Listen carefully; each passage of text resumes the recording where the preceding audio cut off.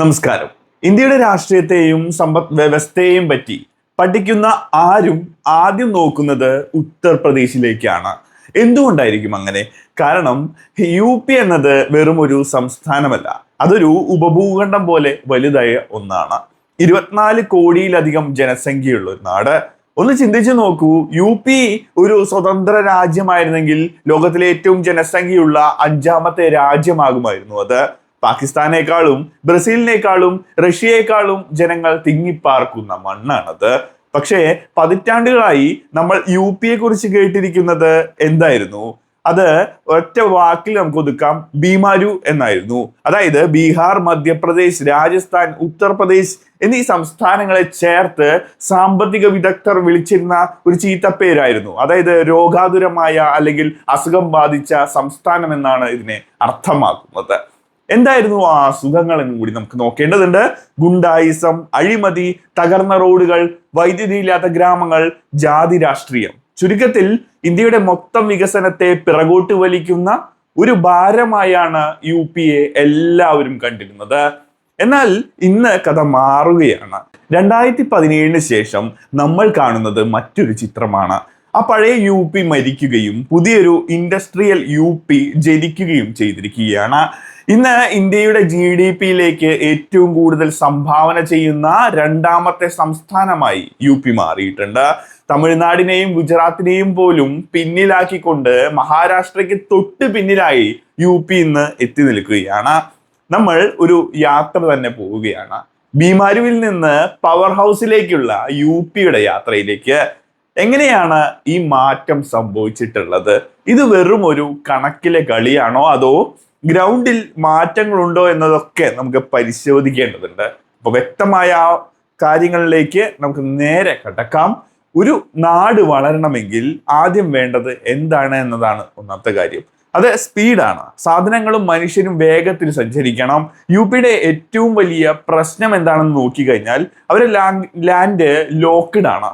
അങ്ങനെ തന്നെയാണ് നിൽക്കുന്നുണ്ടായിരുന്നത്. കടൽ തീരമില്ല.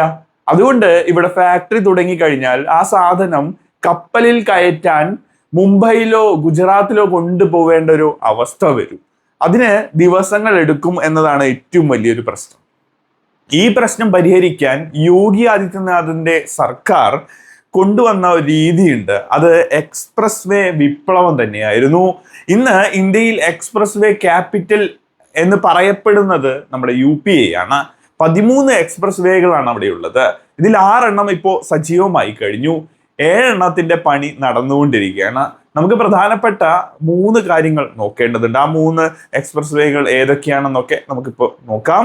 പൂർവാഞ്ചൽ എക്സ്പ്രസ് വേ ആണ് ഒന്നാമത്തെ. 341 കിലോമീറ്റർ ദൂരമുള്ള UPയുടെ കിഴക്കൻ മേഖല, അതായത് ഗാസിപൂർ, അസംഗഡ് തുടങ്ങിയ സ്ഥലങ്ങൾ പണ്ട് വികസനം തൊട്ട് തീണ്ടാത്ത ഇടങ്ങളായിരുന്നു.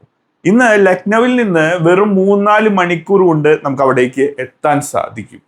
ബുന്ദർഗഡ് എക്സ്പ്രസ് ആണ് 2ാമത്തെ ആയിട്ടുള്ളത്. കുടിവെള്ളം പോലും കിട്ടാൻ പാടുപെട്ടിരുന്ന ബുന്ദൽഗഡിലെ നിന്ന് ദില്ലിയിലേക്ക് നമുക്ക് വളരെ അടുപ്പിക്കുന്ന ഒരു വേ ആണിത്. അതുപോലെ ഗംഗ എക്സ്പ്രസ് വേ ഉണ്ട്. ഇത് വരാൻ പോകുന്ന ഭീമമായിട്ടുള്ള ഒന്നാണ്. മീററ്റ് മുതൽ പ്രയാഗ്രാജ് വരെ 594 കിലോമീറ്റർ ആണ് ഇത് വളർത്തുന്നത്.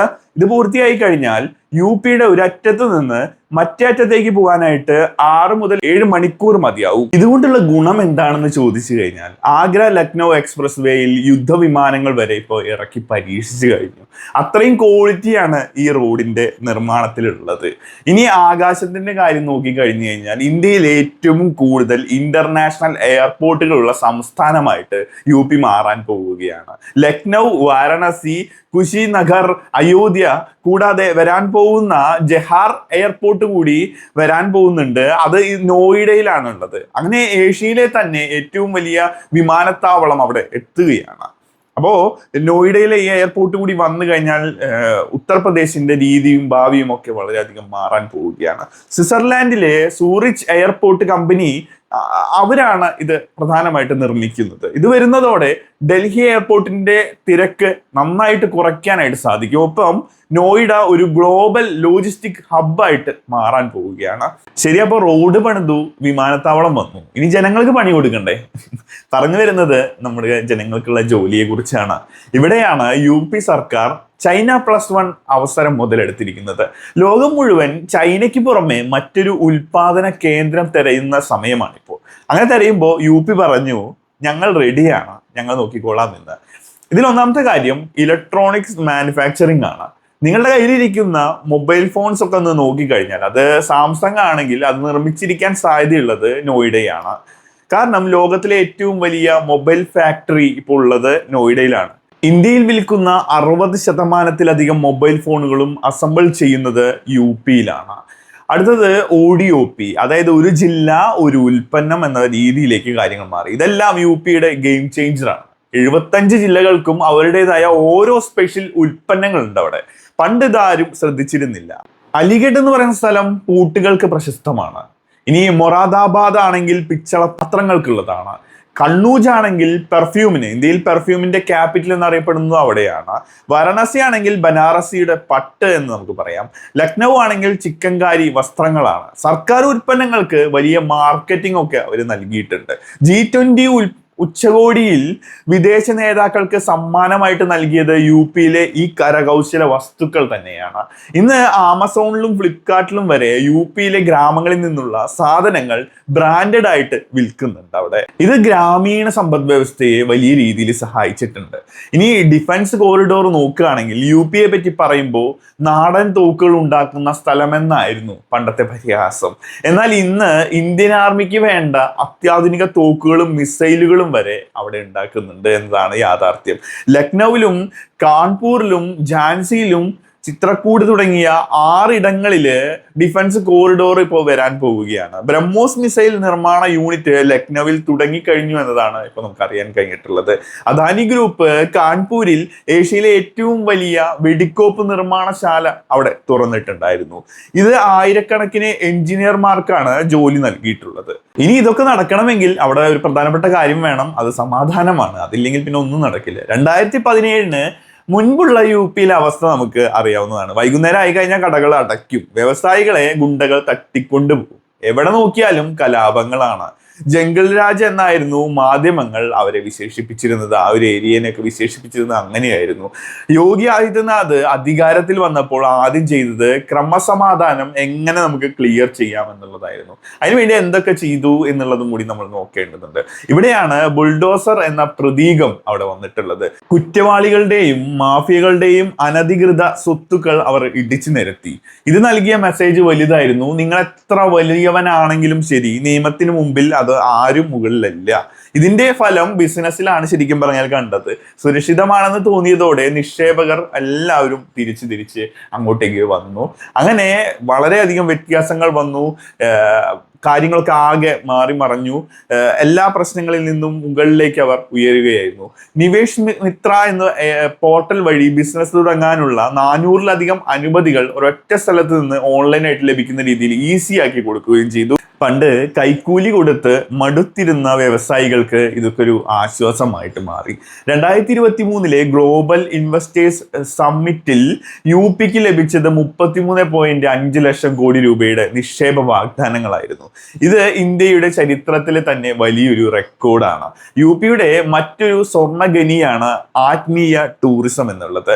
ഗൾഫ് രാജ്യങ്ങൾക്ക് എണ്ണ എങ്ങനെയാണോ അതുപോലെയാണ് UPയെ സംബന്ധിച്ച് അവിടുത്തെ ക്ഷേത്രങ്ങളൊക്കെ. അവിടെ അയോധ്യയിലെ രാമക്ഷേത്രവും വാരണാസിയിലെ കാശി വിശ്വനാഥ് കോറിഡോറും തുറന്നതോടുകൂടി കോടിക്കണക്കിന് ജനങ്ങളാണ് ഇപ്പൊ അങ്ങോട്ട് ഒഴുകുന്നത്. ഒരു കണക്ക് തന്നെ നമുക്ക് നോക്കാം.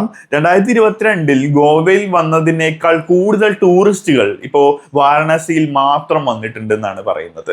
കാശി വിശ്വനാഥ ക്ഷേത്രത്തിന് ചുറ്റുമുള്ള ഹോട്ടലുകൾ, ടാക്സിക്കാർ, ഭൂക്കച്ചവടക്കാർ, ചെറിയ കച്ചവടക്കാർ, ഇവിടെയൊക്കെ വരുമാനം 4 ഇരട്ടിയായിട്ടാണ് അവർക്ക് മാറ്റാൻ കഴിഞ്ഞിട്ടുള്ളത്. അടുത്ത വർഷം നടക്കാൻ പോകുന്ന മഹാകുംഭമേള അതുവഴി മാത്രം UP സർക്കാർ പ്രതീക്ഷിക്കുന്നത് ലക്ഷക്കണക്കിന് കോടി രൂപയുടെ ബിസിനസ്സാണ്. ഇത്രയൊക്കെ പറഞ്ഞാലും UP ഒരു സ്വർഗമായി എന്ന് പറയാൻ പറ്റുമോ എന്ന് ചോദിച്ചാൽ അങ്ങനെയൊന്നല്ല.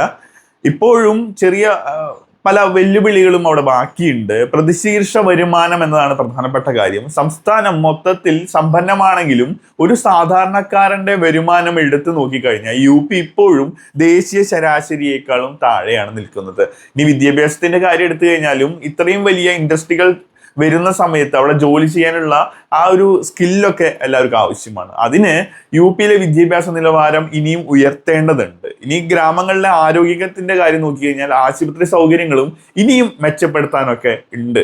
പക്ഷേ യു പി ഇപ്പോൾ ശരിയായൊരു ദിശയിലാണ് പോകുന്നതെന്ന് നമുക്ക് തീർച്ചയായിട്ടും പറയാൻ കഴിയും. ഒരു അടുത്ത 5 വർഷത്തിനുള്ളിൽ $1 ട്രില്യൺ ഇക്കണോമിയുള്ള ഒരു സ്ഥലമായിട്ട് മാറ്റുക എന്നതാണ് യു പിയുടെ ഇപ്പോഴത്തെ ലക്ഷ്യം. ഇത് നടന്നു കഴിഞ്ഞാൽ ഇന്ത്യയുടെ സാമ്പത്തിക എഞ്ചിനായിട്ട് യു പി തീർച്ചയായിട്ടും മാറും.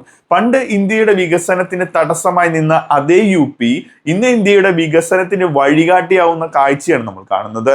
നിങ്ങൾക്ക് എന്താണ് ഇത് തോന്നുന്നത്? കേരളം പോലുള്ള സംസ്ഥാനങ്ങൾക്ക് യു പിയുടെ ഈ ഇൻഫ്രാസ്ട്രക്ചർ മോഡൽ മാതൃകയാക്കാൻ പറ്റുമോ? നിങ്ങളുടെ അഭിപ്രായങ്ങൾ കമന്റുകളിലൂടെ അറിയിക്കുക. വീഡിയോ ഇഷ്ടപ്പെട്ടെങ്കിൽ തീർച്ചയായിട്ടും ഒന്ന് ലൈക്ക് ചെയ്യുക, അതുപോലെ വീഡിയോ ഒന്ന് ഷെയർ ചെയ്യുക. മറ്റൊരു വീഡിയോയിലൂടെ കാണാം.